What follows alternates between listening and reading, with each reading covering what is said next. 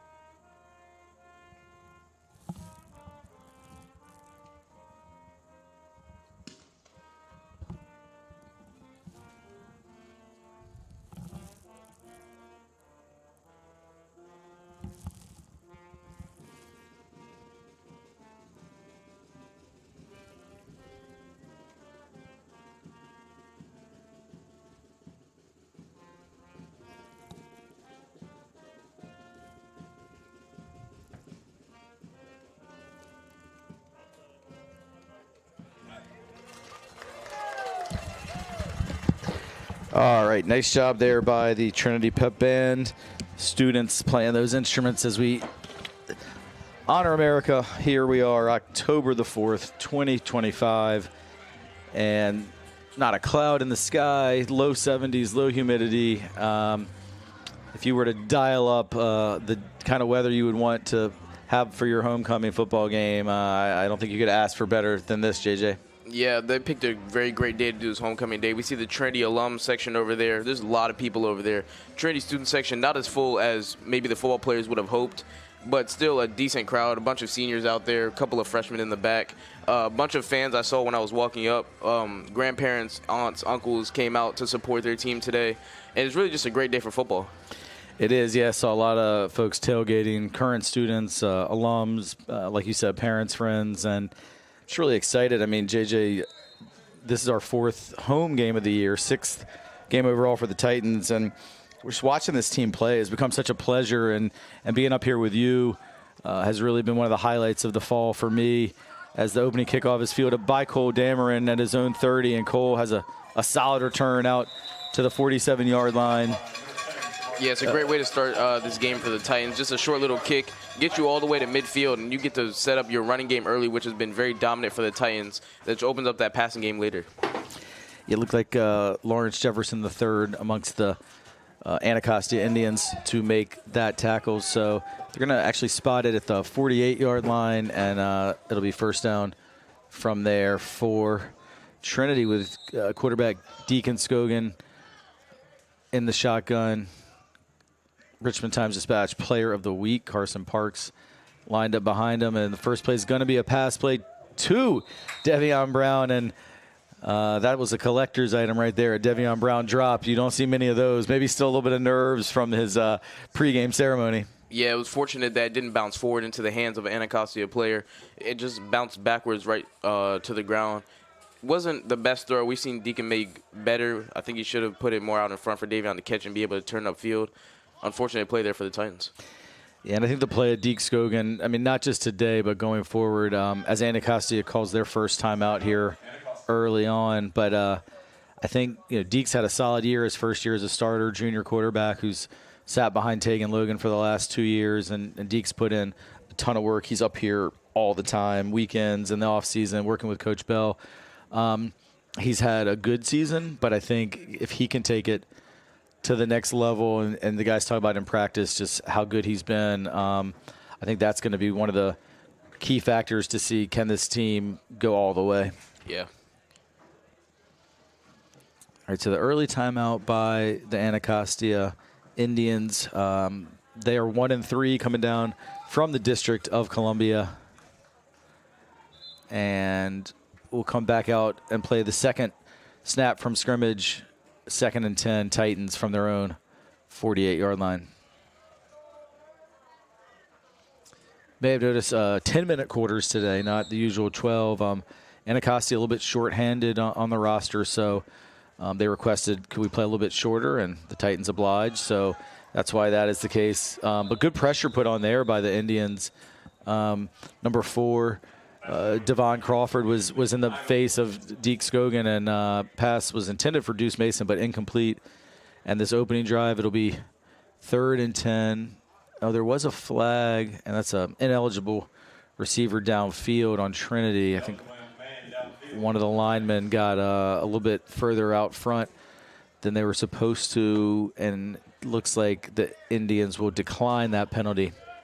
And it'll be 3rd and 10. Yeah, Anacostia brought the blitz there, left their cornerbacks in man coverage, and it was good coverage there on the slant route as well. We saw 2 slants by Deuce and 1 by Fat Rat, and they were both covered well. Like I said earlier, Deacon made a throw that was rushed because of the pressure that got home, and, yeah, resulted in incompletion.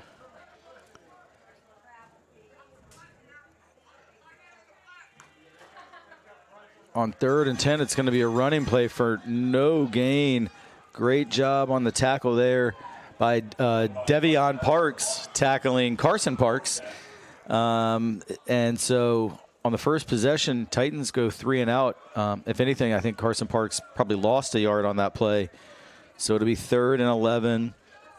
Normal punter Hugh Stone is out today. Several Titans are out. C.J. Gray, Trey Cherry, I believe Arande Beeman is out. So Titans a little bit nicked up, as you would come to expect as we're now into the 6th game of the season. I don't think anybody in football makes it unscathed through the first 5 weeks, and Trinity no exception. But the normal place kicker, Evan Goldschmidt, is punting this week. A good punt by Evan. Takes a Titan bounce and rolls out of bounds right at the 20-yard line. So good job by Evan. I don't remember Evan ever punting. He's a junior who's been the place kicker since day one of 9th grade and made some huge kicks in a Titan uniform. But he's been behind Hugh Stone at the punting position, and it's great to see Huey, the normal starting punter, coming over and giving props to Evan, whose first punt traveled about 33 yards with no return. Yeah, great punt there. Got out of bounds right around the 20-yard line. Gives the Anacostia offense a lot of field to work with, but this Titans defense has been very strong this year. Only allowed 14 points in the last 3 games. So, yeah, they're going to get to the quarterback. The offense just needs to do a little better. We see Anacostia bringing the blitz. That's their game plan for this week, and I'm curious to see how Coach Bell will counter that blitzing type of defense that they're playing. Yeah, so Anacostia, who they have been shut out the last couple weeks. Let's see if their offense can get going today. A pretty solid gain on first down by Terrence Scales. Scales picked up 5 on the play. Apologies, JJ. I was looking at the Anacostia roster to see the runner's name, and I missed who made the tackle. Did you see? Was it Mason Love? It often is. Yeah, I would assume, yeah. I didn't really see it. I saw that the Anacostia line actually got good push on the defensive line and created a little bit of a gap. The initial linebacker, who I think was Cole, shot the gap really well, just missed the tackle, and I think Mason Love had to come clean up that play after the missed tackle. We got an official timeout, as it looked like there was a uniform issue with Sadiq Pone, and that's going to bring Miles Love, who mostly plays on the O-line, but we've seen him get a few snaps at defense recently, and Miles is going to come in. Another run play. Not much this time for Anacostia. Good tackle was made there by Cole Dameron. No gain for Scales. Yeah, that time the Titans defensive line got great pushback on the Anacostia offensive line, and the linebackers filled the gaps perfectly to where the running back had nowhere to go, and it was an easy stop there for the Titans. 3rd and 5 for the Indians on their first possession. Shotgun, they're back to pass. His pass is incomplete, but it's going to be a pass interference there on Marquise Bullock. I think that was a good call. Bullock definitely got a hand on the hip of the receiver, and not sure he needed to. The pass looked pretty off target, but it is going to result in an automatic first down for Anacostia. Yeah, the pass was definitely sailing over the receiver's head. Not a penalty that you want. You're about to get off the field, about to get your offense a chance to get back out there and get you some points on the board. But now you leave your defense back out here, and Anacostia now has the momentum after getting the first down of the game. Yeah, so that's a 15-yard penalty. It's going to move the ball all the way out to the 40-yard line. And very early going here, JJ, but I think, you know, with the Titans coming in 5-0, Anacostia 1-3, and taking a couple decisive losses the last couple weeks, I'm not sure that this is what we were expecting for Trinity to go 3-and-out and Anacostia to move the football a little bit here on their first possession. But they're going backwards here as Michael Gibbs and Kean Montgomery combine for the big sack. 10-yard loss. Mike Gibbs, our producer here, Briggs, I know, I believe was classmates with Big Mike, and I believe in one of the classes that I taught you. And I tell you what, Briggs doesn't have a mic, so he can't respond to this, but he moves really fast for a dude his size. JJ, I'm sure you've, as a fellow junior, have also had some classes with Mike. A gentle giant in the classroom, but he's a beast on the field. Mike Gibbs again had some pressure. The quarterback gets it away, but Josiah Walker, perfect coverage there, step for step. Trevion Stevenson was the intended receiver, but Josiah played that perfectly. Yeah, now we see the Titans go into more of a dime look, bringing on 2 more DBs, taking off their two big defensive linemen. And Michael Gibbs is doing a very good job of getting penetration. The two people in between him, the guard and the tackle, are not that big. So he's just using his hands to create space, kind of like a wave in the pool, just making space, getting to the quarterback. And on that sack that he had, he did the exact same thing, made space, and got to the quarterback for the sack. Yeah, and obviously y'all can't see us, but JJ was just doing some breaststroke there as he described that. Once again, great pressure by the Titans, and that pass is going to go incomplete, and it'll be 4th and 20 for Anacostia. But JJ, I wish we had a camera on you up here. At first, we got to get our telestrator. Then we'll get a press box cam, and we can see you doing your moves there. But yeah, you're exactly right. He's just using that breaststroke technique to move two guys, and the Anacostia line, a little bit on the smaller side for what we're used to seeing in high school football. Yeah, Coach Wally has to be happy with the way that his defense has responded. Got the sack, got 2 incompletions, and forcing a long punt here that Davion can return. We've seen him return lots of punts this year. Yeah, we have. Snap was high, and I think the Titans, Kean Montgomery might have got a piece of it. Devion's still going to field that off of a bounce. He knocks one guy over, and Devion Brown added about 8 yards there on the return. The ball came out funky off that punt. I'm not sure if Kean Montgomery got a hand to it or if it was just slightly mishit, but Keon was definitely into the backfield, and it wasn't a great snap either. Yeah, he got it right hand in there, and I was able to block the punt. I saw it, had a much better view of you because you're behind me a little bit. But, yeah, Kean got his right hand in there, got it up with his big frame. He's about 6'3", 6'4". He got his hand up and was able to deflect the punt, which Davion was able to pick up and get an extra 8 yards. Now we got to see what this Titans offense can do. Yeah, Kean Montgomery for me has probably been the most improved Titan player this year. Not that he wasn't already a great player, but just his impact this season has been huge compared to the previous 2 years. All right, Titans run it. Carson Parks picked up maybe half a yard, not much there. And, JJ, we sat up here just a week ago on at least for the first half, a very rainy, wet day, and watched Carson Parks run wild in the first quarter. 75 yards on the first drive on his way to 200 and, I believe, 34 yards and 3 touchdowns, I think was his stat line last week. But he has not been able to get it going yet so far today. Yeah, this Anacostia defensive coach I give credit to. He has done his homework. He is stacking the box and leaving these receivers in one-on-one situations. He's basically making Deacon try and beat them in this game. They're not going to let Carson Parks run for 300 yards this game. They're going to make Deacon have to win this game for the Titans. Deke's in big trouble. He is sacked, and I'm trying to just give credit to the young man that made the sack. It looked to me like number 0. Cassius Mania. Yeah, I was counting the number of white jerseys I saw getting up after that sack. I counted 6 white jerseys in the backfield. So like I said, they're setting the pressure. They're not letting Carson Parks run. They're going to make these receivers be in one-on-one coverage and make a play. Yeah, the O-line has done a great job for Trinity this year, and I think the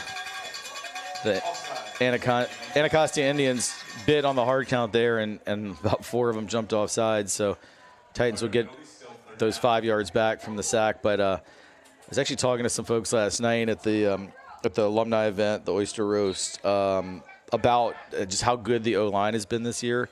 Now I know Arande's out today, but so far this O-line, which has been super consistent, has not gotten off to the best start. I mean, they haven't really opened up holes for Carson Parks, and other than that very first throw, Deke has been under a lot of heat. But credit to Anacostia for getting that pressure on. Wow, good block there by Carson Parks, the running back, but still solid defense by Anacostia. Pass was complete to Deuce Mason, but he was quickly tackled on the play. I think it was Terrence Scales, and another 3 and out for the Titans here. It's 4th and 6, and Evan Goldschmidt back to punt again. Yeah, I don't really blame his offensive line, though.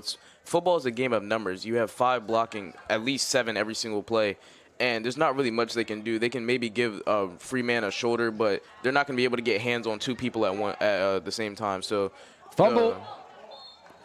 And I think Anacostia did recover. Sorry to interrupt you there, JJ, but that punt was a good one by Evan Goldschmidt, and I could see it had some real sort of side spin on it. And when it was in the air, I was thinking, this is going to be a tough one to field. I wonder if he's going to try and catch it. And sure enough, The punt returner did drop it, but a good job. I believe it was number 50, Marquise Kyle, an O lineman who I believe it looked to me like is the one that was Johnny on the spot and came up with that fumble, so that Anacostia does take over. Not great field position though at their own 15. Yeah, all I was going to say to finish my thought was that the tight end and the running back have to do a better job of stepping up. We saw Carson make a great block there, but Sam didn't really get a hand on anybody, and that allowed a free runner. All right, still scoreless. Just over 4 minutes to go in the first quarter. Hard-fought run by Anacostia, although it doesn't pick up much, if any, yardage.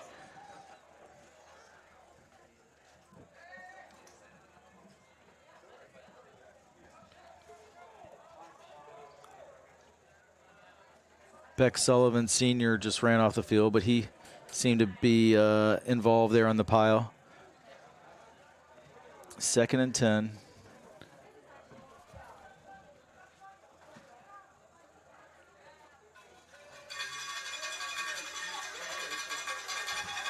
Back to pass. Pass is incomplete. Josiah Walker got a hand on it.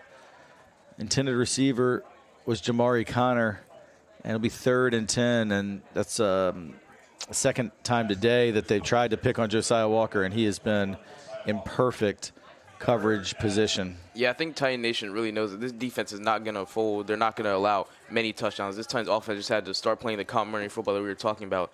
And the Anacostia quarterback is putting the ball in jeopardy a lot, and these Titan DBs are making plays. We saw the pass interference, which was pretty unfortunate. He was just trying to make a play on the ball. We saw Josiah make 2 great plays on the sideline over here. So like I said, the quarterback needs to do a better job of getting more accurate throws to where the Titans DBs have to make a play more on the receiver than on the ball. Good call, JJ. All right, 3rd and 10. Pressure coming, but the whistle blows, and it's going to be a delay a game on Anacostia. And I tell you what, they're probably happy they did, because the quarterback, Lawrence Jefferson III, was in trouble. He was in big trouble. Miles Love, Maddox Patrick, and Mike Gibbs all were, I think, about to have a board meeting back at the quarterback. Yep. So it will be 3rd and 15. But I think if that whistle doesn't blow, it would be about 4th and 17 if he was even lucky enough not to fumble, because he was about to get lit up. Honestly, credit to the Titans for slamming on the brakes just before they hit him. 3rd and 15. Play clock again is down to about 5, and the wide receiver, it looked like Jamari Connor jumped. So Anacostia heading in the wrong direction, and it's not going to be 3rd and 20 from their own 5. This is now super dangerous territory. I think on this play you have to just run the ball, not risk a pass, because we've seen this Titan defensive line and linebackers get into the backfield a lot. So if you're going to throw it, it has to be quick. But a run play does seem a lot more safe in this situation.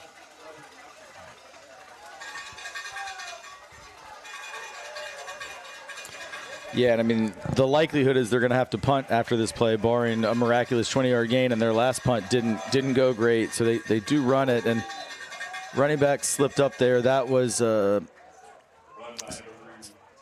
Terrence Scales, carried for about 3 or 4 yards. So Anacostia will have to punt from pretty much the punter is going to be standing right at his own goal line.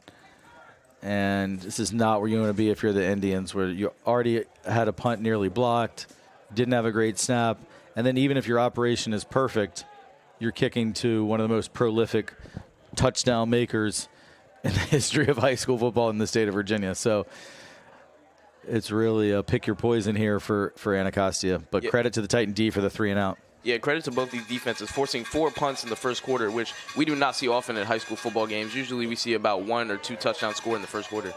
Yeah, and it was a good high punt. Good block there. It's going to spring Devion. And it's going to be good field position for the Titans as he returns it inside the 20. Finally, Devion Brown pushed out of bounds at about the 15. It was a good block there by Marquez Bullock, who we've seen have a big impact in the secondary in recent weeks.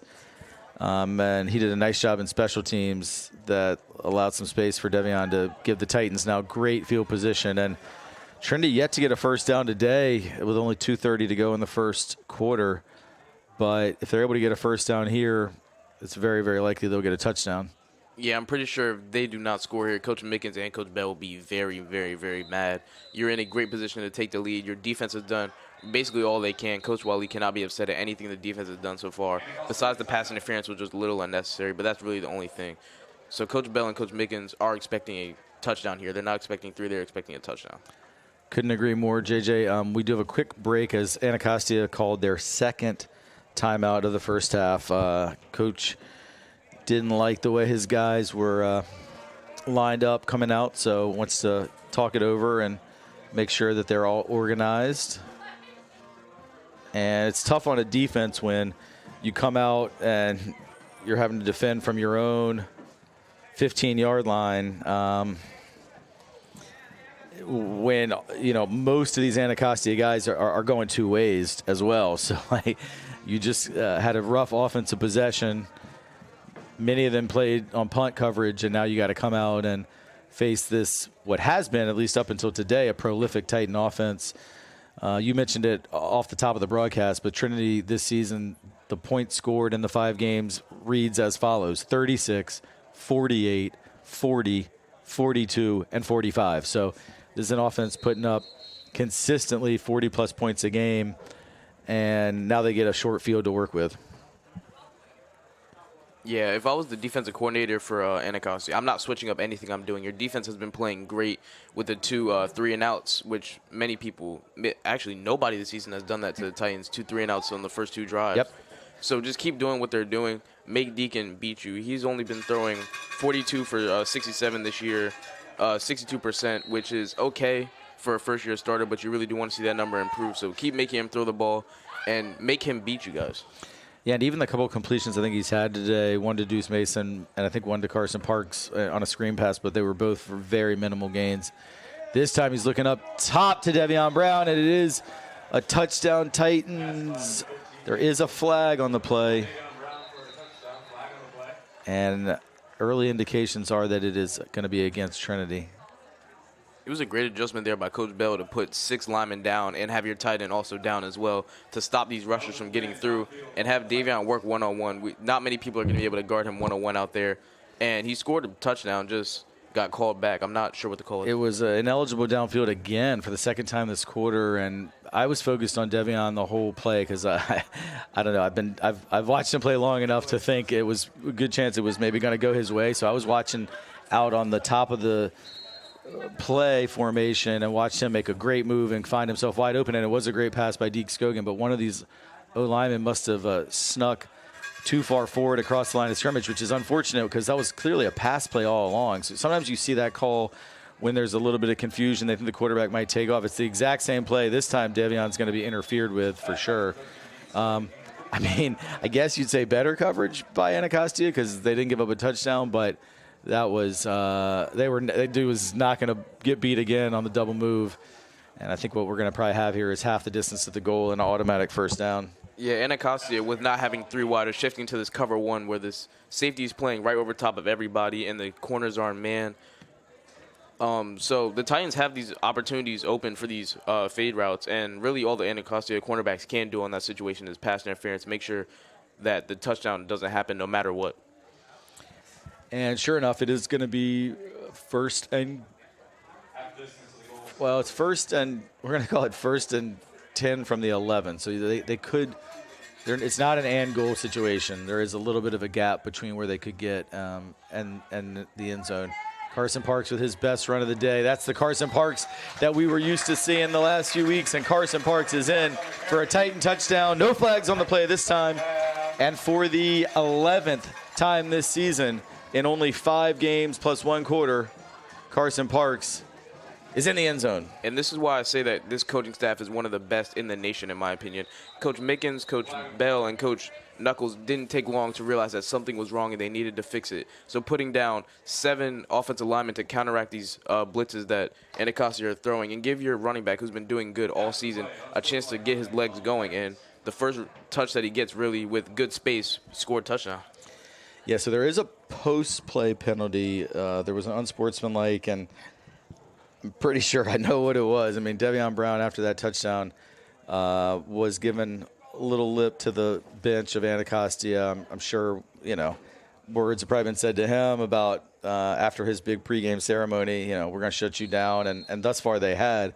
and he had a few words, and the officials caught it. So that's going to make the kickoff from farther back from Trinity. But first, Evan Goldschmidt nails the extra point perfectly, and 7-0 Titans. And up here, JJ, you're 11th grade, class of 2027, as well as on my right here, Briggs Pinar, our producer today, another junior. And so this week was what we call Titan Cup, where each day there's a lot of activities, class versus class, and each 8th through 12th grade participates in various games. Some are just games of luck, some are games of skill.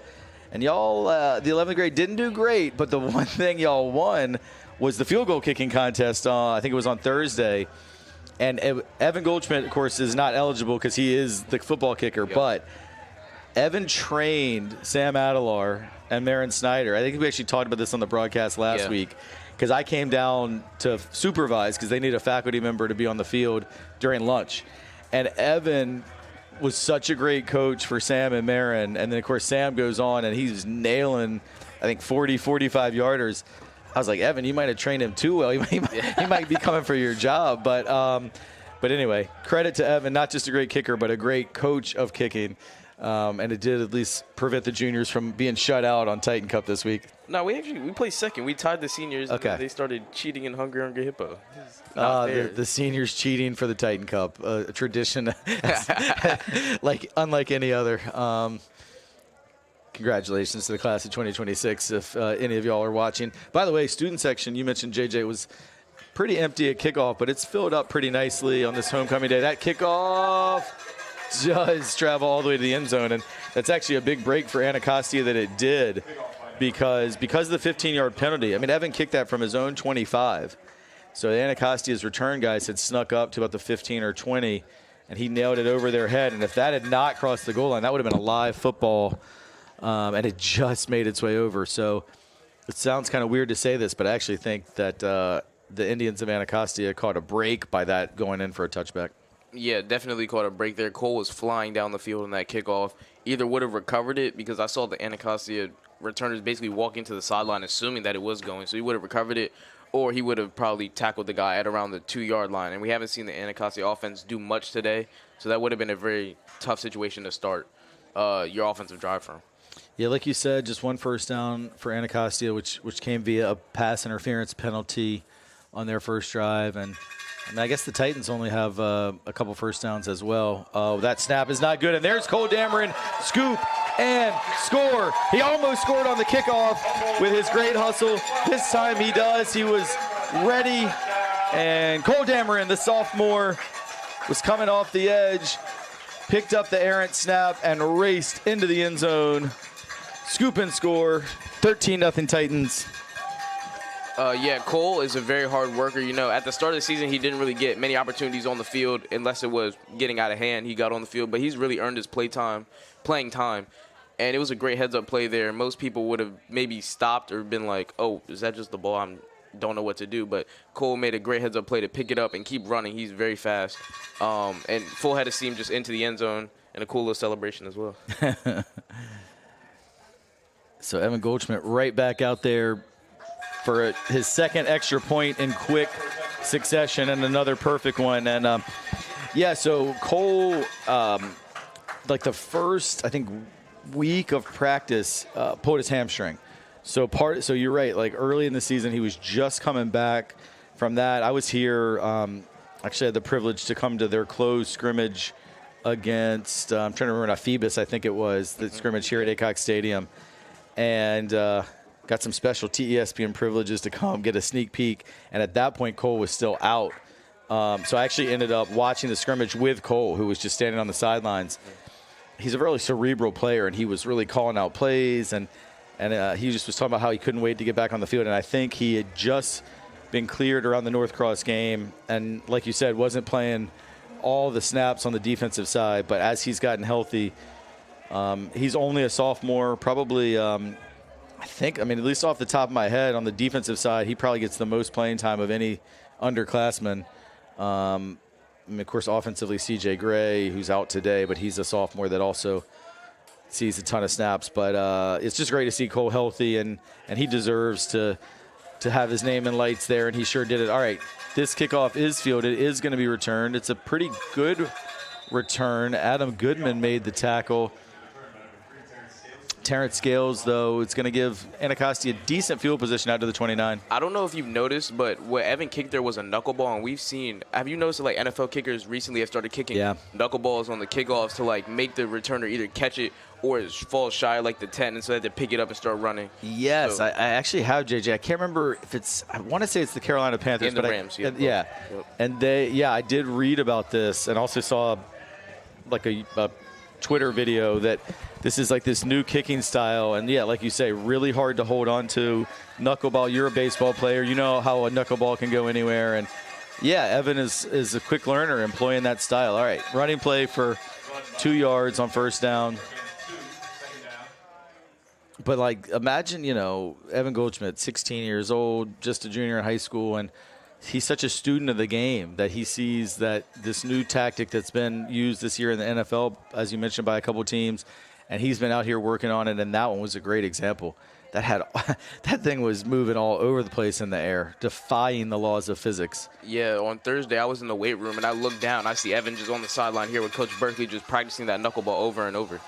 That pass is incomplete. Yeah, shout out to Coach Berkeley, one of the great, you mentioned one of the best staffs in the nation here. And Coach Burke is one that, you don't always hear as much about. He's worked a lot with JV in the past, as well as special teams. But great shout by you there. Although I think, JJ, if we're honest, I think you were just looking for an excuse to tell folks that you were up in the weight room. No, don't do that. Don't do that. I can tell you've been up there, though.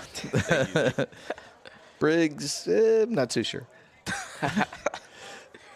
All right, 3rd and 7. Crowd making some noise as the Titans hope to get a 3 and out. Quarterback rolls left, pass by Lawrence Jefferson III was incomplete.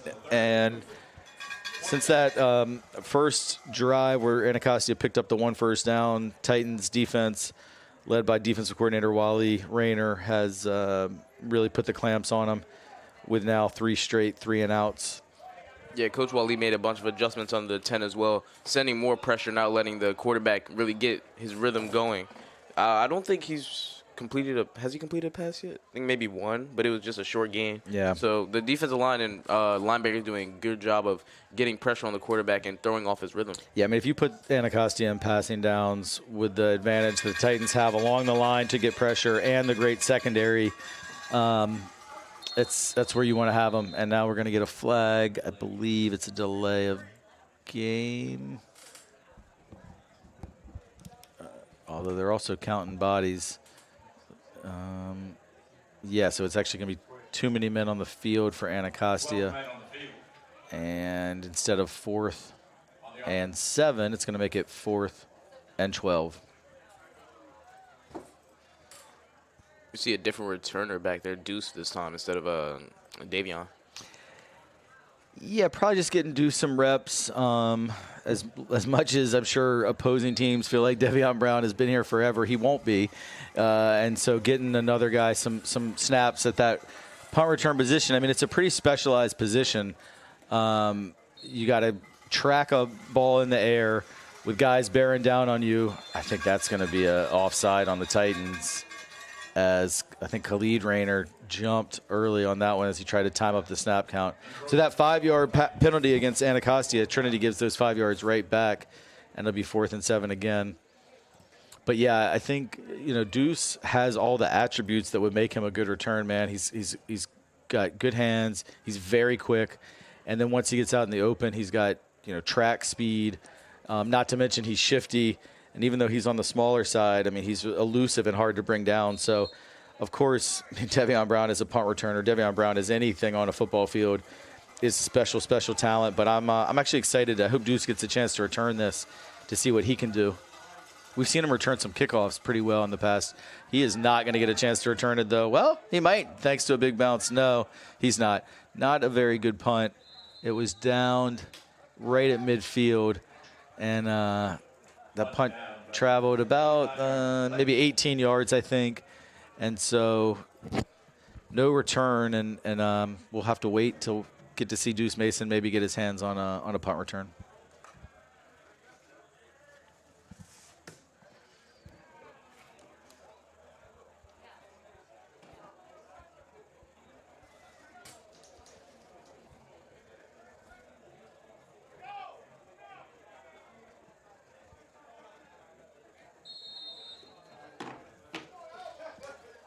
All right, 1st and 10 Titans. Quickly we get a flag before they can even get the snap off. I think it's going to be another 12 men on the field. 12 men on the field on the defense. 5-yard penalty, still first down. Got to be frustrating for the coaches, especially on the first play of a new drive. You would hope to think you know who's going to be out there. But we mentioned this already. A lot of these Anacostia guys playing on offense and defense, and so some communication problems there. It's going to make it 1st and 5. Yeah, you expect your linebackers to come out and count all the players, your leaders count all the players, and the Anacostia linebackers didn't do that, so that allowed the 12 men on the field. Carson Parks with a great carry. He picked up 13 yards on the play, and Carson was a little slow getting going this morning as he's brought down to the 35, but that's now, or morning, I should say this afternoon, but that's the second double-digit yards run in a row for him. And Titans were a little sleepy coming out of the gate, but they seem to have really woken up. And what a job by Carson there. Breaks a tackle, cuts it out to the right, and he picked up another double-digit gain of about 12 yards and another Titan first down. Yeah, once Carson gets his legs rolling, it's very hard to stop him. You're going to need at least 2 to 3 people to get him on the ground, and even then he's still going to be falling forward, like I've said all year. Just a great running back, a great talent, working very hard since when he came here from Colorado. And, yeah, he's been doing very well. Yeah, and if you get a chance, check out our interview with Carson Parks, our post-game interview after last week's game. He did a really nice job, giving a lot of credit to his linemen, and it was cool. All right, the last play of the first quarter is to Deuce Mason. It is a touchdown. Titans, that slant route that they've been working on finally pays dividends, and that was a perfect pass by Deke as well. Great run. Good job by the line. Gave Deke plenty of time. And Deuce Mason to the end zone. His 3rd touchdown of the season. Yeah, once again, credit to Coach Bell for seeing that his offensive line needed some more help. He's bringing extra bodies, and he's trusting that his receivers can get open. One-on-one with Deuce, one-on-one with Fat Rat, it's going to be very hard to contain them. Deuce just runs a little slant route, nothing too fancy, just 2 steps and in, and catches it in stride. And he, like you said, he has the speed on the kickoffs to take it to the house. And he got in. Evan Goldschmidt extra point is good. And at the end of the first quarter, your score, Trinity Episcopal 21, Anacostia High School 0. We'll take a 30-second break and be right back.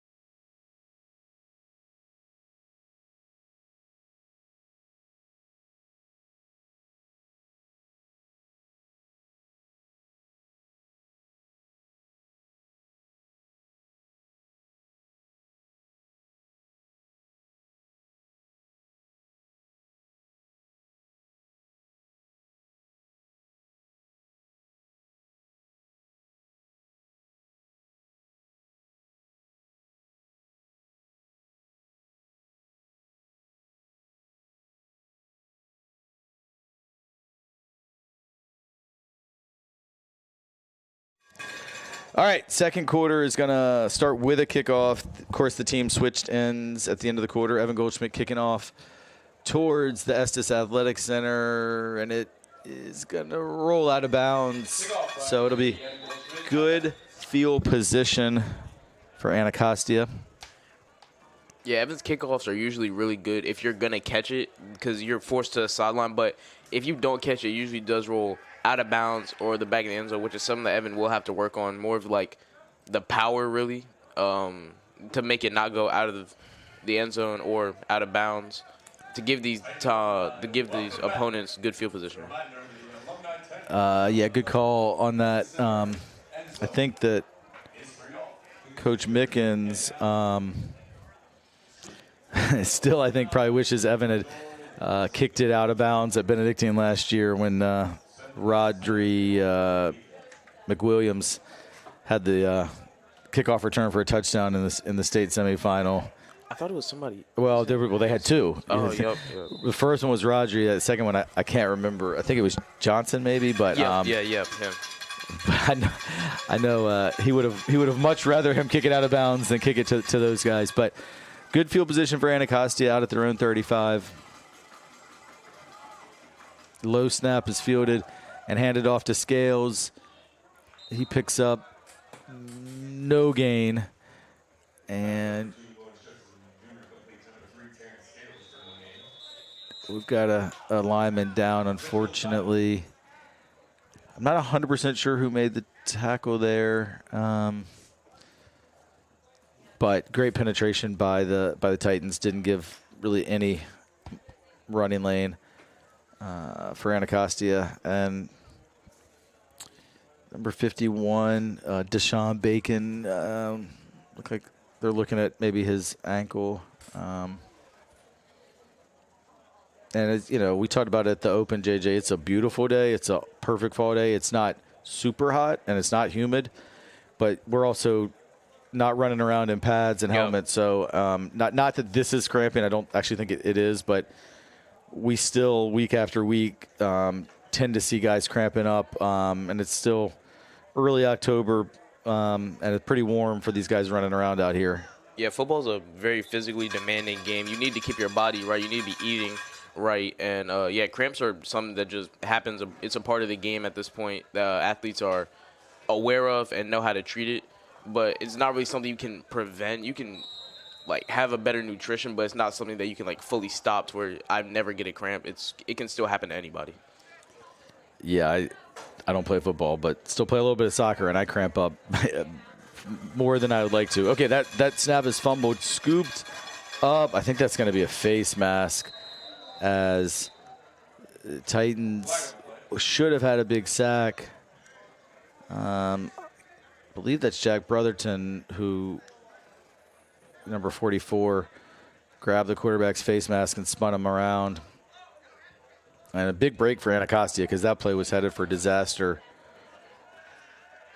But I think they're going to get bailed out with the penalty. Personal foul, face mask on the Titans. 15-yard penalty. Was on the play first down. Yeah, that's Jack Brotherton, I think, who had the penalty. And he's a really good player, but sometimes he does do, some aggressive stuff. I remember on JV, he, on the last play, made an aggressive act against St. Chris, got flagged for that, tossed out. So we see him make a lot of great plays, but the aggressiveness kind of sets it back and gets a lot of penalties for him as well.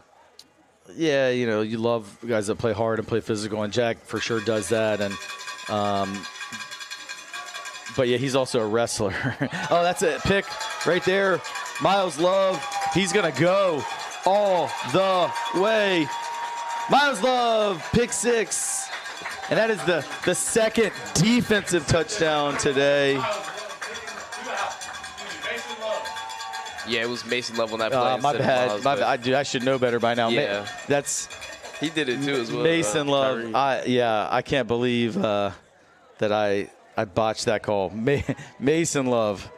I'm really sorry when we clip this for TSPN. Tyree's going to have to do a voiceover on that one. Man, my bad, Mason. Of course it was Mason Love.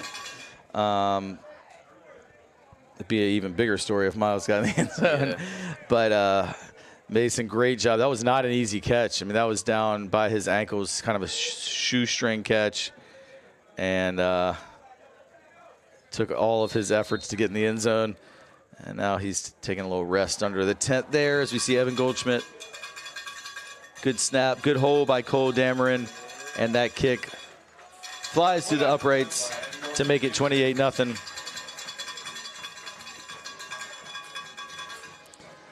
And that was about a 55-yard interception return by Mason Love. Yeah, it was a very tough catch, like you said. He had to bend down low. He's very tall, very heavy. He had to bend down low, catch it at his shoestrings, and took off. I think he caught a hip cramp, which in my opinion is a lot worse than a leg cramp because it's really nothing you can do. You can, like, stretch your leg out to cure the leg cramp, but the hip cramp, you just have to, like, battle through it.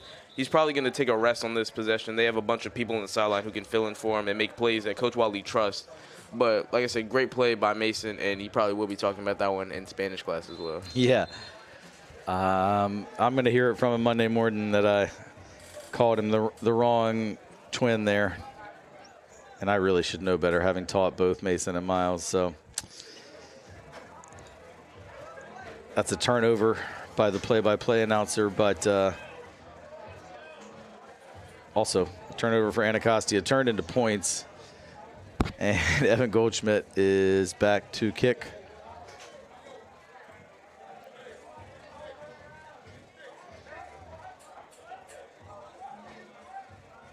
Of course, Mason and Miles' dad, Dr. Love, is also the DJ on game day. So we heard him firing folks up with a little music there. Another great kick by Evan Goldschmidt.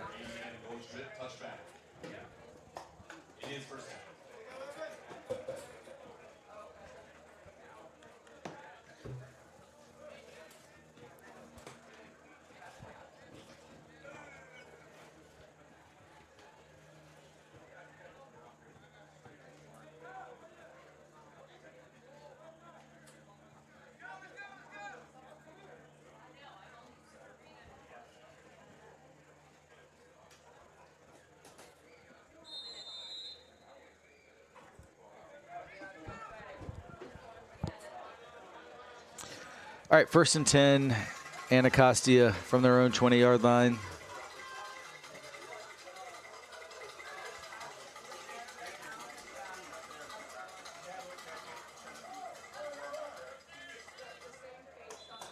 And that run goes for a loss.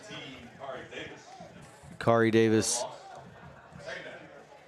tackled by a host of Titans into the backfield. And JJ, do you think Anacostia having a shorter bench, maybe a little fatigue setting in? Yeah, definitely. We saw a bunch of green in the backfield, and these offensive and defensive linemen don't really have as much stamina as the skill position players do, and it's a very hard task. You're man on a man, hat on a hat every single play, so it requires a lot of stamina, but playing both ways is very tough. Only some people do it, and we never see anybody play both ways in the NFL because of how physically demanding it is. Yeah, for sure. Good job there on the tackle by Cole Dameron.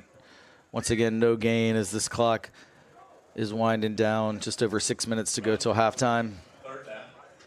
See Adam Goodman checking in, as well as Clay Pruitt.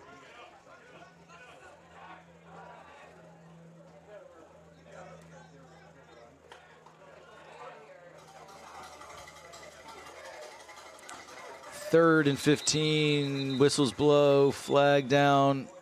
I think it's going to be offsides on the Titans, and would have been, I think, that's at least what I saw the side judge signal.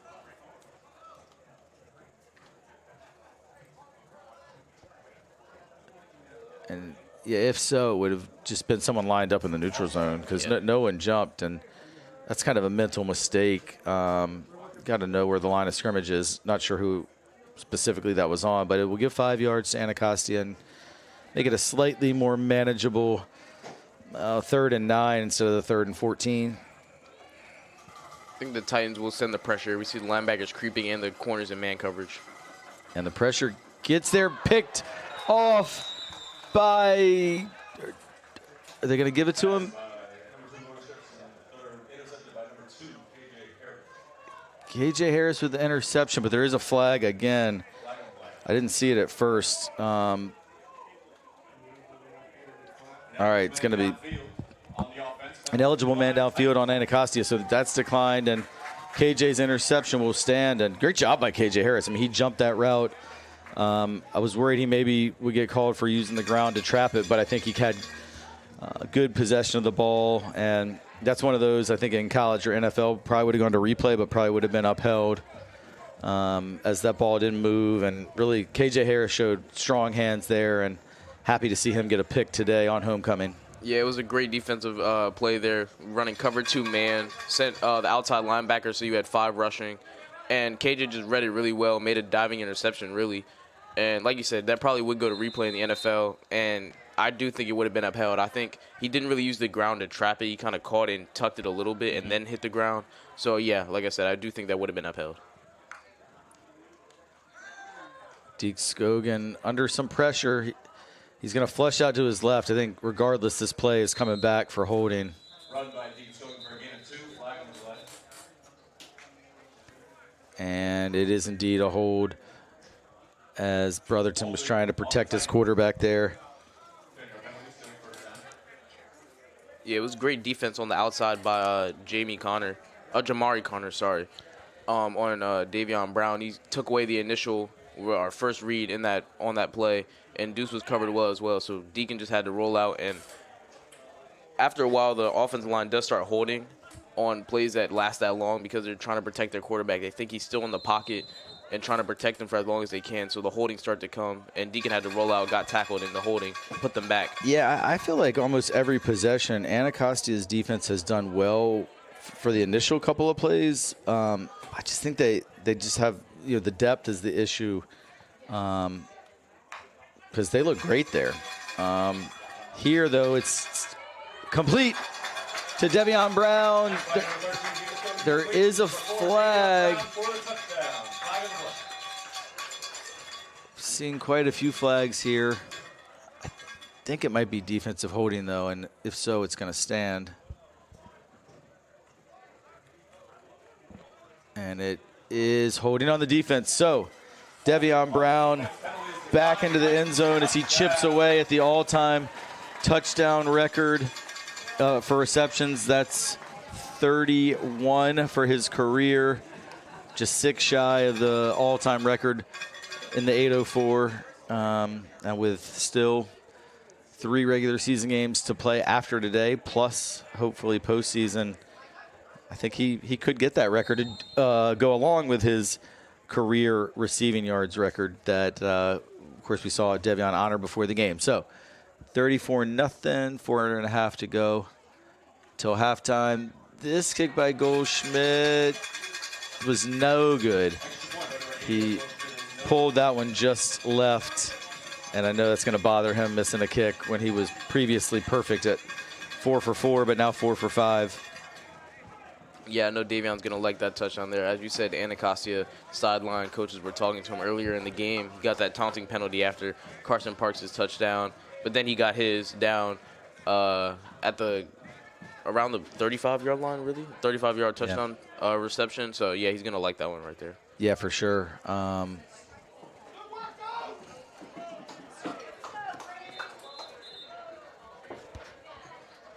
for Deke Scogan, that's his second touchdown pass of the game, which brings his number on the season up to 10. Yeah, he's played very well this game. Gotten 2 touchdown passes. Has completed most passes that he's thrown. If I were to guess, I'd say he's around 80 to 85% completion percentage. So a very solid game from Deke, and Coach Bell has to be happy. And y'all are carrying this momentum into Glen Allen, which is going to be a probably the toughest game on the schedule so far. Yeah, I think St. Christopher's is actually before Glen Allen. So no, you're good. It goes. Titans are off next week. We'll hope to get some of these guys back that aren't playing today, like Trey Cherry and Aronde Beeman, C.J. Gray, and then I believe it's Friday, October 17th at St. Christopher's, and then the following Friday, October 24th at Glen Allen before the finale at home, regular season finale against the undefeated Cadets of Benedictine, who had a big win yesterday. Beating Gonzaga Prep from up in D.C., traditional power in the WCAC. So that's a great win for Benedictine, and great win for the 804 to go up and take down a program that's traditionally one of the top in the East Coast, if not the country. All right, first play from scrimmage. This possession is a run. Run by number 3, Terrence Scales. He's run hard today, but he just has not had much room to run. Yeah, like you said, he's been running very hard. He's been playing with a lot of heart, really. I see him being one of the few players who are still trying and playing basically 100%, giving it all he's got. Just hasn't been many holes to run through. This Titans defensive line doing a very good job of getting penetration no matter who's on the field. We've seen Mike get penetration. We've seen Sadiq get penetration. We've seen Beck get penetration. So really everybody's been doing very well to get their assignments. This run goes to number 15. Kari Davis. Cole Dameron made the tackle. And I think Josh Amenzia got in there as well. And it'll be 3rd and 7. Yeah, it was a great tackle there. Wrapped him up high and was able to take him down. I think it was, what was it, a gain of 2 or a gain of 3? Gain of 3, but I think the previous play had been minus a yard. So about a gain of 4. Yeah. 3rd down, definitely a passing down. And passing downs have not gone well for Anacostia. And now they're going to get an even worse situation with a false start penalty. Yeah, it just undid all the hard work that your running back just did because it was a very hard run. He made a jump cut, found the gap, and was tackled. But it was a hard run, like I said, and you just undid all that work. So now you have to go pass the ball, and these Titans DBs are really ready, basically, to get an interception here. Yeah, I mean, we've already seen 2 defensive touchdowns by the Titans, one by Mason Love and one by Cole Dameron, and as well as an interception by KJ Harris. So I think in this obvious passing down, these guys are licking their chops, but they don't pass. And to be honest, it's probably the wise decision. It's a hard run. It's not going to pick up a first down, but probably about a 6-yard gain by Davis. And 4th down upcoming. I think Anacostia will go for it here. Really nothing to lose at this point. May as well go for it. See if you can get a little momentum before halftime. And you also, do they receive at halftime? Yeah, they will get they should get the kick to start the second half. Titans got the opening kickoff. If you remember, the Anacostia was out in kickoff formation for like 8 minutes before kickoff with the Devion Brown ceremony and then the national anthem. They do try to throw for it on 4th down, and Scales actually had some room to run, but quarterback was pressured there. Again, Cole Dameron involved in the play. He's really sort of leapt off your screen today. Number 12, the sophomore for the Titans, has been everywhere on special teams and defense, and even made his way into the end zone on the scoop and score. And so Trinity will take over with excellent field position at the 23 of the Indians. Yeah, it seemed like Anacostia's quarterback, Davon, tried a little push pass there, was really all he could do. If he tried to wind it back, I can't remember who, but somebody was coming from behind to swat that down and force a fumble. So push pass was the right option, just wasn't the most accurate push pass that we've seen. So just over a minute to go, or actually we're in a running clock situation now, so we're under a minute to go. They get the snap off with about 45 seconds left at halftime. Again, good pressure, although Deke shows some real elusiveness, and Deke Scogan ended up picking up. They're going to get him for a 4-yard gain, and good job by Deke to not only avoid the sack but pick up some positive yards, and then he did slide to avoid a hit, which is smart in that situation. Clock is running down to about 20 seconds. Timeout, Trinity.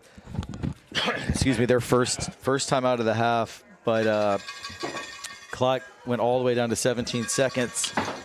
So you definitely have time here, though. We still have 2 more timeouts. Really, the whole field is open. Also, Evan Goldschmidt is in his range for sure. So field goal could be on the cards as well. And it's just a good time to practice that 2-minute drill.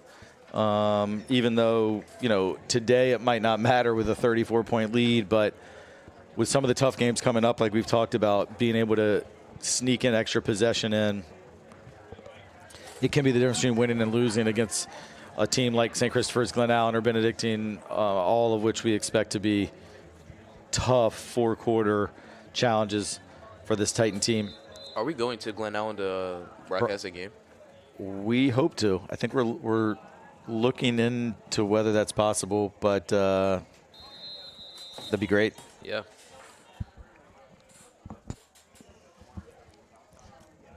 All right, second down. This play is going nowhere. That was a uncomfortable looking tackle on Cole Dameron, and that's going to also end the half, and Cole still down. So was otherwise a pretty great half for the Titans. Not a great final play.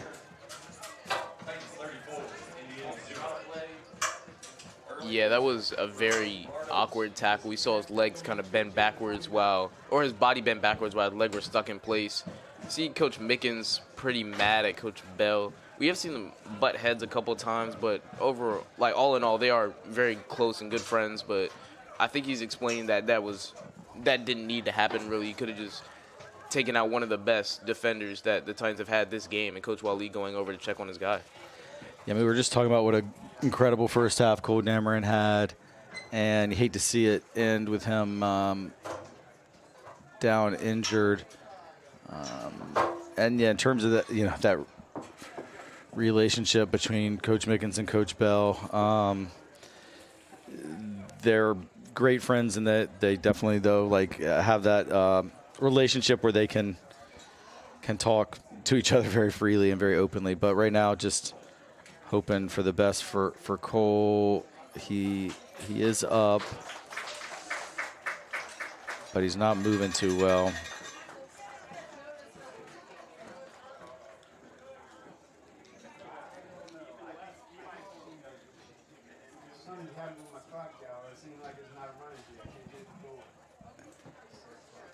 All right, well, we're going to take a halftime break here. So 34-0 Trinity, and it's give us a couple minutes here to hydrate up here in the press box, and we will be back to bring you second half action shortly, and also hopefully have an update on the injury there at the end of the half. Please stick around. 34-0 Titans.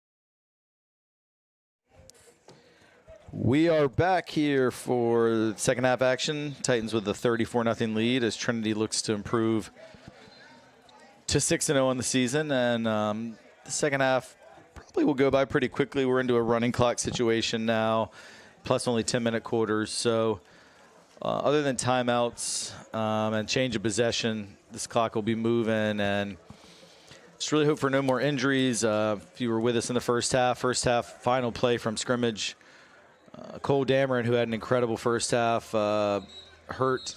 Turned out it was an ankle injury. Doesn't look great. I mean, definitely a sprain, but also not. I mean, I've sadly been here long enough to see some leg fractures and some really horrifying things. So not good, but he's obviously done for the day, but not like a.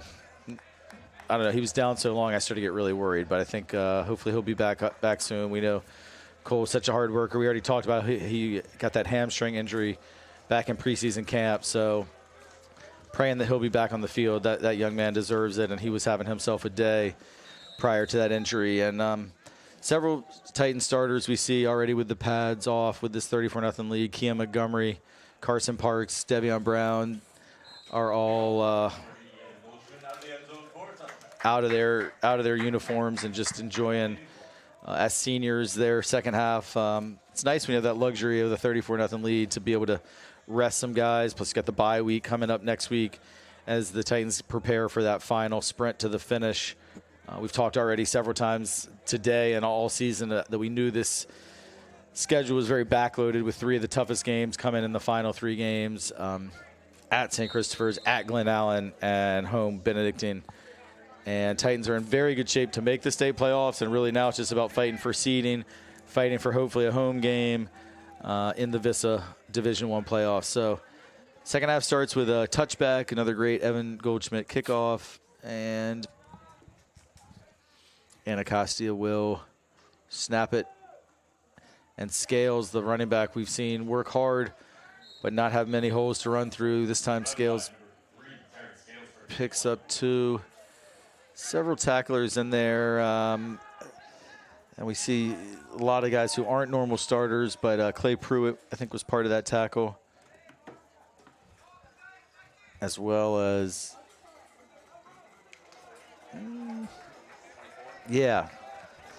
24, not on the roster right now. We'll find out who that is, but I think a JV player. You see Ryan Harris playing corner right now on this near side. This run by Scales, he picks up about 3 or 4 more yards across the 25. Yeah, Terrence has been running very hard all game and has really been the driving force behind this Anacostia offense, who hasn't had much to be proud of this game, really. But, Terrence has been a bright spot for this Anacostia offense. And he, even being down 34-0, is still showing a lot of heart and a lot of fight. Not a good snap. And into the backfield, making the play is that Josh Amenzia? Yeah, great to see Josh. Josh's a great guy, really great student, and love seeing him get his name in the stat sheet there with a great job. All right, so 4th and very long.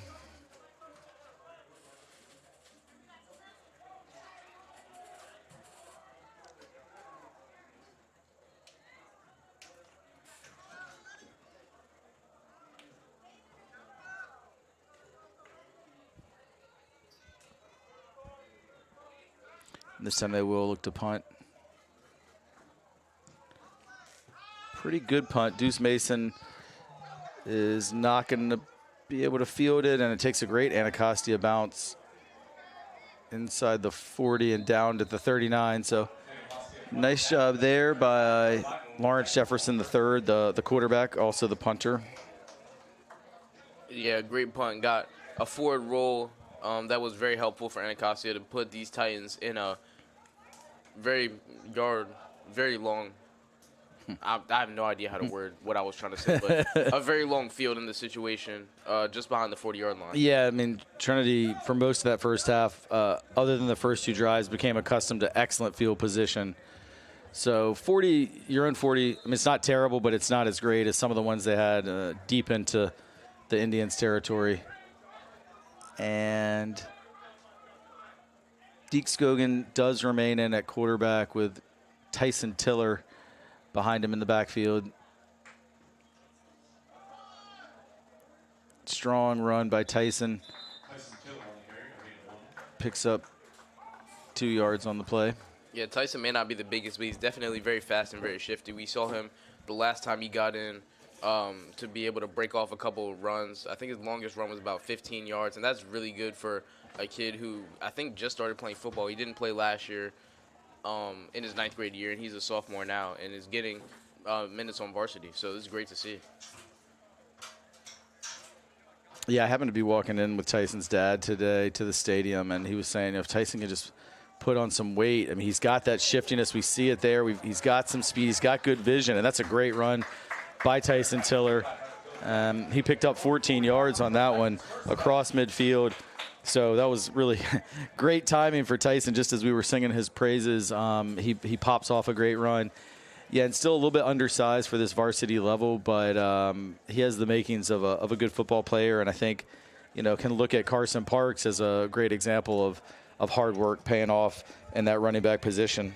It was also great football IQ to get 2 hands on the ball. He felt the pressure coming and tucked it to not get stripped from behind, which we see lots of bigger defenders try to do to smaller running backs and smaller receivers. Yeah, nice job again there by Tyson to pick up 3. He fell forward, something you like to talk about a lot, although this one is going to come back because it was a false start or illegal formation on the Titans. And I said the second half would probably go pretty quickly with the running clock. I mean, we're already down to 5 minutes left in the third quarter.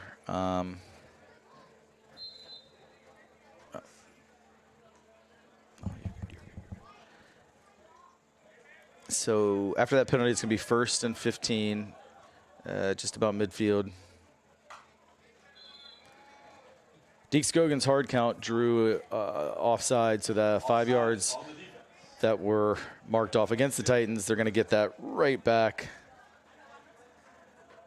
And it'll be 1st and 10. An offsides or a false start is really one of the worst penalties you can have, either as an offensive player or defensive player. It just shows a lack of discipline, and it kills any momentum that you could have had. Like we said, Anacostia just got a flag pushing the Titans back, and then you give that flag right back up. This offensive line now can push forward more instead of having to play more protective. All right, Deke handles the snap. Pass is batted down. He was looking for Josiah Walker, but a good job there by number 10, Shamar Jackson, to knock it down. We also see 9th grader, number 14, Porter Scogan out there, younger brother of the starting quarterback, and he's lined up in the slot on that play. I also saw Porter get a couple snaps in the secondary on the previous possession as well.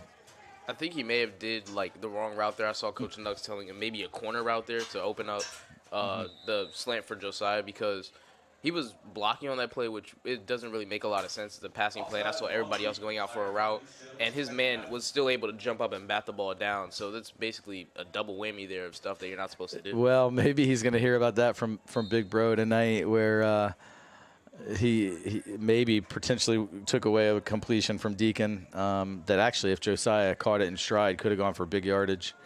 And, of course, their dad, Eric, also on the coaching staff. So I have a feeling that play will be discussed in the Scogan household this weekend. Hopefully Porter will make it to the homecoming dance before that conversation happens, and can save it for Sunday. But another offsides makes it 2nd and 5. Deke hits that little route into Deuce Mason. Deuce tripped up, or he was liable to go for his 2nd touchdown of the game. But a really nice route and good concept. And even with a lot of bench players in, it's good to see, QB1 hooking up with one of his top wide receivers. But again, we really hope and pray and everyone stays healthy, as Deuce Mason is a little slow limping off with that shoestring tackle, maybe tweaked an ankle there. Yeah, definitely not a serious injury. It's usually probably an Anacostia player on the tackle. His helmet came down, hit the back of his ankle. It's pretty painful in the moment, but something you can walk off. All right, but it was a good gain and easily enough for a first down and gets the Titans into the red zone. Tyson Tiller finds a hole on the left and picks his way close to the 10-yard line, and he's actually tackled right on the 10. It'll be 2nd and 2. And I continue to be really impressed with Tyson Tiller in the backfield. Yeah, but I've been impressed with his offensive line. It was a run right up the 4-hole on the offensive lineman, number 54, Eli Isaacs, who hasn't been playing a lot, but when he gets in, he does really well. And number 52, Landon Bell, created a hole that Tyson could run through. I think we're going to get, for the 3rd time this possession, offsides on Anacostia. On the defense, 5-yard penalty. First down, Titans. So that penalty will make it 1st and goal at the 5, right? It was 2nd and 2. That gives him the first down all the way to the 5-yard line. And this 3rd quarter is just flying by.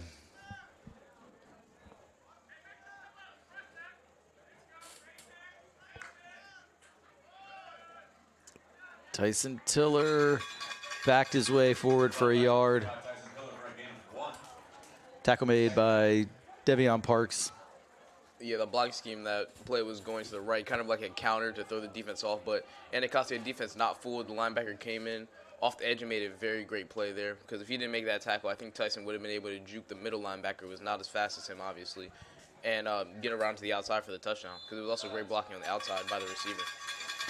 And for the 4th time on this drive, Deke Scogan draws the Indians offsides, and he's just consistently pulling that hard count, clap the hands, and they're just biting on it. Yeah, the coach aren't going to be happy about this. I know that when I used to play, every time we jumped offside, our coach made us run like 500-yard sprints. So I don't know if their coaches are that harsh, but if they are, they're going to be in for a tough practice on Monday. And that's actually going to be the end of the 3rd quarter. So quarter flew by. Anacostia had 1 possession, went 3 and out. The Titans have picked up several first downs and are going to start the 4th quarter deep into Anacostia territory. It'll be 2nd and goal from the 2. When we come back, or when they come back, we're not going anywhere. Because JJ, I want to ask you. You mentioned you played football. We're on the JV team as a 9th grader. What position did you play? Cornerback and receiver.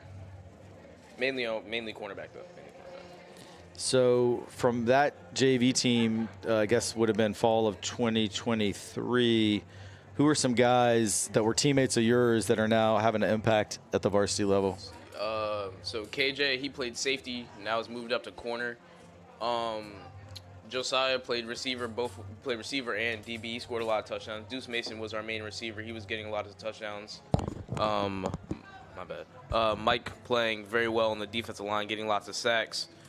Colton Knight played a little bit as well. Eli Isaacs was the center actually for our JV team, so he played really well. Held it down, got the offensive And Deke line. was the quarterback? Yeah, Deke was the quarterback as well. Yep. So I mean, those are all pretty much for the most part. Maybe Colton is one who's not a starter, although Colton's in right now. But most of those guys you mentioned are starting key contributors just 2 years later, and you're also contributing to Titan football in a different way, in a very important way, because we want to give our viewers the best coverage that we can. We take a lot of pride on TESPN, and JJ has been crushing it all year in the analyst seat and continues to do so today as 4th quarter starts, 2nd down and goal from the 2. Deke under center this time. We haven't seen that a ton today. Hands off to Tyson Tiller, who finds a little crease and gets in. Touchdown Titans, Tyson Tiller. And dude, nobody is as happy celebrating that as Carson Parks, which you just love to see those guys that play the same position. And Carson was leaping up and down. I think he might have expended more energy on the play than Tyson even did in the celebration. We have a quick official timeout, as I think one of the Indians players was a little slow getting up. Yeah, Tyson using his size to his advantage there. Number 55 for Anacostia, Tyreek Murray, got in the backfield very quickly, but he was able to duck under it and keep running, keeping his legs turning, and got into the end zone, pushing through, I think, 2 Anacostia defenders with a little bit of help from his tight end. But all in all, the 7 points are on the board, or 6 points. 6 points. I'm sure they'll try and make it 7 here with Evan Goldschmidt, who is 4 for 5 on the day on extra points. We've also seen Evan with a lot of great kickoffs. He did have the one travel out of bounds, but most of them have been really effective touchbacks. And he's also punted a couple times today and done a nice job with that. So one of the officials, actually the head referee, helped the young man off the field who was limping there. Devon Crawford came up a little gimpy after that last play. So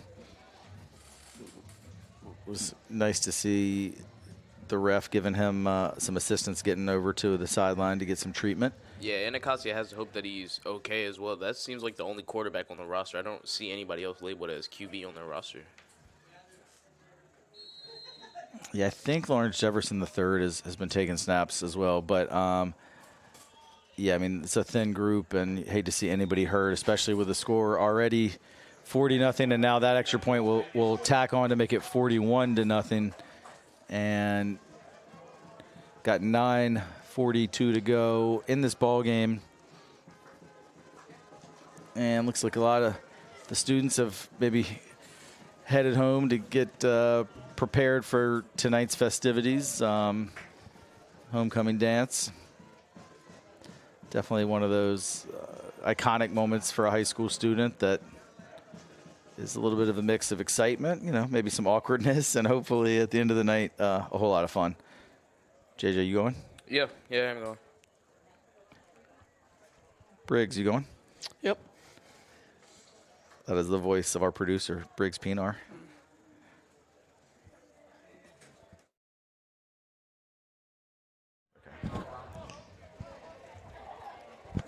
And we got a headset for Briggs here, so we're going to let him get some announcing in as well, joining JJ and I. Briggs has been here all game, and as well as last week. And Briggs has been producing and doing stats for us at TSPN. This is 3rd year working with us. And we're gonna hear the voice of the man that's usually behind the scenes a little bit. Mm-hmm. And there's his buddy, Evan Goldschmidt, putting another kickoff into the end zone. A couple guys continuing to block well after the play.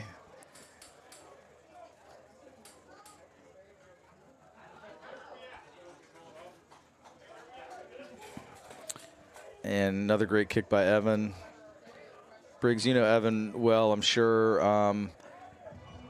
How hard do you think he works on his craft as a kicker? Oh, all the time. He always tells me how hard he's working, and I've seen him improve through all the time we've been in high school, and I'm really proud of him. I've been friends with him for a long time, since middle school. We came here together with a bunch of St. Edward's peoples, and just very proud of him. Yeah, it really is amazing how much more power.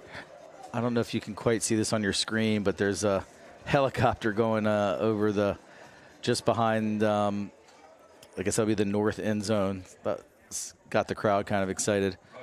A little bit of a flyover about an hour and 40 minutes later. It would have been really cool right before kickoff. But no gain there on first down for Anacostia. Actually a loss of a couple. Yeah, this defensive line's playing with a lot of backups, really, but they're still doing a great job. And this is just proving that this Titans team is really built for a championship run here. The backups can play. The starters obviously can play. Michael Gibbs, Miles Love, Sadiq, Arande, all playing very well. So it just shows that the depth that this Titans team plays with, or that this Titans team has. Yeah, look like Beck Sullivan made a tackle there. He's a senior, been in the program for 4 years. And it was a gain of a yard on the play. It'll be 3rd and 11.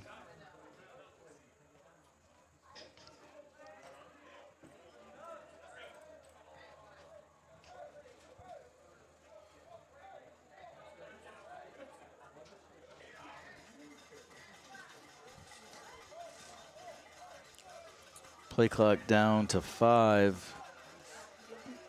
Indians need to hurry if they're going to get this play off in time.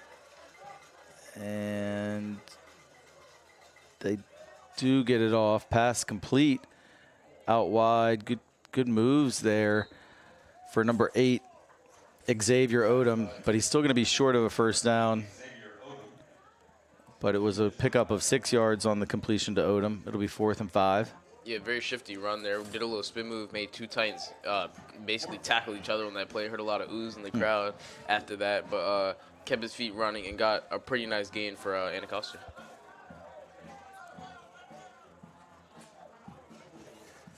See Tucker Waddell checking into the game.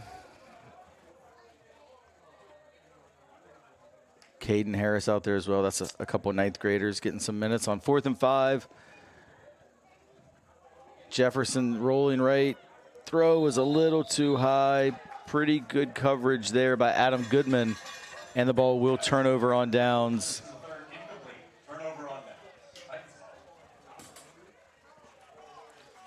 Yeah, it was great coverage there. I think because this game was getting out of hand at this point that the flag wasn't thrown, but it did seem like he got there a little early and, like, tackled the receiver more than tried to, like, make a play on the receiver.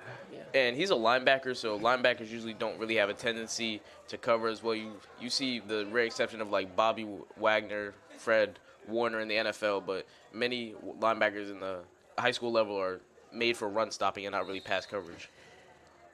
Yeah, and I also think, a lot of these young men that don't get quite as much playing time, they get really exuberant when the ball comes their way. And I agree. I think the officials, it probably could have been a delay game as well. Kind of let that go, gave them a couple extra seconds after the zeros on the clock. And then I agree with you. Porter might have got there, or was it Porter or Goodman? Adam Goodman. Or Adam right. Goodman. Yeah, Goodman I meant. Got there a little early. All right, Tyson Tiller picking up more solid yardage following that strong offensive line. And Titans have subbed most positions. Almost all the starters are out, but the only exceptions, quarterback Deke Scogan, just I think he, runs such a smooth operation. That's a tough position to throw somebody else in. And then the O-line, a couple of the starters are done for the day, but you still got, I think, Landon Bell out there. And, the O-line, I think Miles Love is still out there. There's just only but so many linemen, right? So you can't make wholesale changes necessarily. Sadiq Pone is out there. Eli Isaacs, who you mentioned before. All right, 2nd down and 3. Tyson Tiller keeping those legs churning. Powerful run by Tyson, and he dragged a defender with him. Tyson's not the biggest guy on the team, to say the least. Might even be the smallest, but he was powerful there in that run. It took several yards to bring him down after contact, and Tyson's really impressing in this cameo here in the second half of this 41-0 ball game. Yeah, he does it both at the JV and varsity level. My brother plays on the JV team, so I follow it from time to time. And like I said, every time I tune in, he's putting in tough runs against the JV defensive line and linebackers. Then he comes out here on varsity and does the same thing. When every time he gets in, he's running very hard, very fast, and like you said, not the tallest, but very powerful as well.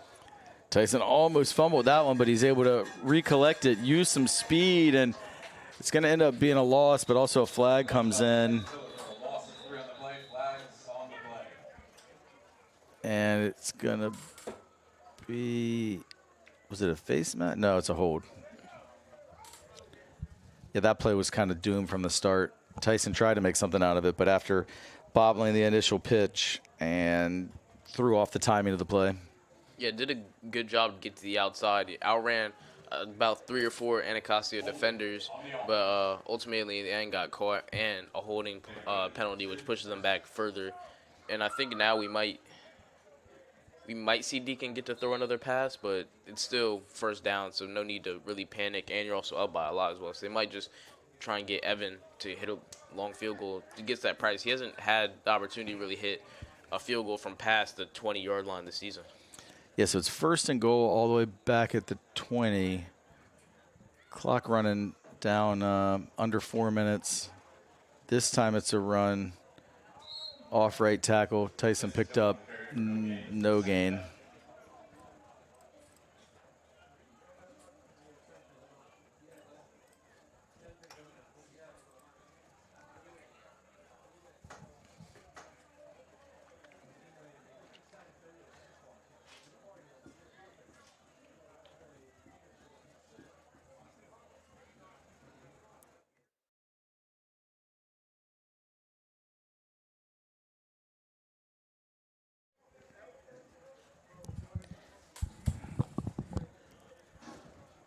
2nd and goal. They've let the play clock run all the way down to 3 before finally snapping it. Tyson runs right again. This time he picks up 5 yards to the 15 as we're under 3 minutes to go. And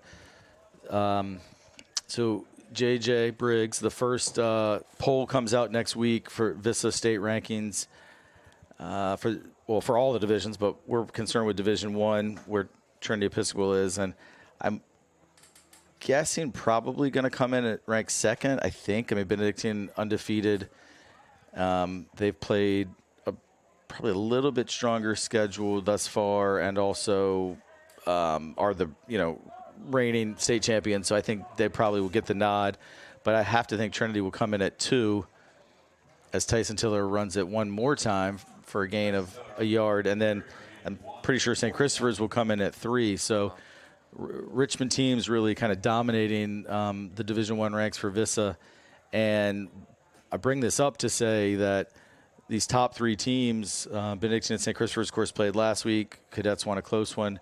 But Trinity still has to play the 2 teams they're really competing for to get the 1 or at least the 2 seed for states, which that 2 seed gets you a home semifinal. And of course, obviously the 1 gets you home field throughout the playoffs. So really interested to see how the rankings shake out and just really what the rest of this season's going to bring. Is it ranked off record or by strength of schedule? Because if it's strength of schedule, I think the committee might end up putting St. Chris at 2 because of who they played so far.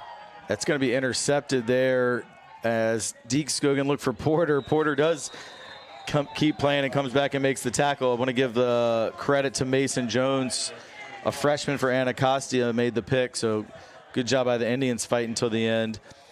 I think it's a weighted system of, it's done by a calculation, and strength of schedule does play a big role. There is also a committee that I think ends up voting at the end just for the final rankings. But no, I think it's mostly done based on record, then strength of schedule. But I agree St. Christopher's schedule has been stronger a little bit than Trinity, although the big win over Woodbury is huge for Trinity. Yep. And Woodbury's gone on to do well. But I think having 0 losses probably still will have the Titans just ahead of the Saints, I would guess. But, I mean, ultimately, probably the winner of that game 2 weeks from now is very likely to be top 2. And then, of course, Benedictine will have a say as well. But everything's in front of this Titan team. I mean, they run the table. They're going to be the 1 seed. And it's going to be fun to find out. We're actually just about out of time here. I think that's going to be the final play from scrimmage as this second half flew by. So, JJ, I'll come to you first for a player of the game. This is really hard to find a player of the game because really everybody did. Yeah, there is going to actually be one more play. Sorry, Anacostia gets off a final play, and it is broken up, almost picked off by Caden Harris. And so your final score, 41-0 Titans, and give JJ a few more seconds to think of a player of the game. I agree, it's a tougher one, but give it a shot. Yeah, like I said, everybody made plays today. Carson Parks had the early touchdowns. Davion Brown played really well, got the touchdown as well. Mason Love had a pick 6, and KJ also had a pick 6 as well, or just an interception. So I'm not sure. I'm going to give it to you because I'm not sure. I'll go to Briggs next. I mean, you've been here this whole game, even though you weren't on the mic the whole time. You have a player of the game vote? I don't have a player of the game. I'm just going to highlight the defense. I think both teams' defenses have been playing really well this game, especially Anacostia's the first half, mainly because they stopped us pretty much, and then I think our defense kind of did better in the second half. Yeah, I mean, you can never complain with a shutout. I'm actually not sure if Anacostia ever crossed midfield that I can remember. So pretty dominating performance by the defense. I am going to give it to Mason Love, who had the pick 6, and even before that, he was in the backfield several times and really active as a senior leader on this defense. Could it be that I feel slightly guilty still for calling him by his brother's name, maybe a little bit, but I'm going to go Miles Love. No, geez, I did it again. Mason Love, Mason Love, player of the game. But Cole Dameron, I was kind of leaning his way too, and Unfortunately, he was unable to finish the game as he went out with the ankle injury at the end of the first half. But you're right, Briggs and JJ. The whole defense was phenomenal today. And, well-deserved victory for the Titans. And it's on to the next one. So, again, next week, these guys are off. On October 17th, they're at St. Christopher's, 6:30 start under the lights over there. And next home game, November 1st, against Benedictine, also be senior day. And our next football broadcast, we're going to try and do Glen Allen, but I don't know yet. But follow our social media channels, and we will let you know if we're going to be able to do that. Need to talk to folks over there to see if we can get that approval. But we are definitely not done for the year. Plenty more to come. And thanks, as always, to Carter Tyree, our executive producer at TESPN. Thanks to Briggs Pinar for producing today. Thanks, of course, to the czar of the telestrator, JJ Welcher. I'm Rick Hamlin. Hey, Titan Nation, if you're going to homecoming, have a great time. Everybody enjoy this beautiful fall weekend. The Titans are 6-0. See you next time.